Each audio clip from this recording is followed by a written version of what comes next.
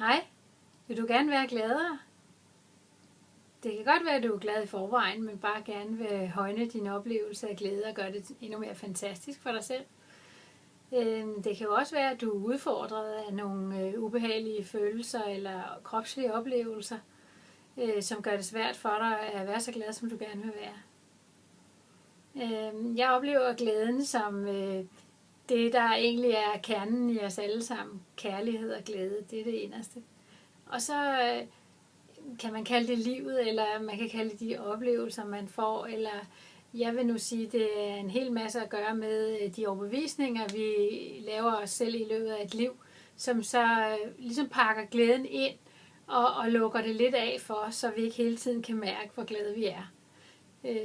Det skyldes så, at det føles ubehageligt, og så bekymrer vi os om, det er noget alvorligt, eller hele sindet er simpelthen optaget af at bekymre sig, fordi man har haft et chok, og man nu er i angst mode. Et eller andet gør, at man kan ikke være glad.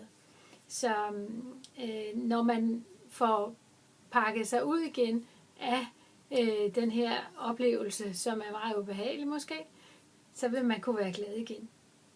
Og jeg arbejder med det hele menneske, det vil sige både med sindet og kroppen, og det har en fantastisk virkning, de teknikker, jeg har på depression og traumer, og fobier, og nogle allergier, og meget mere.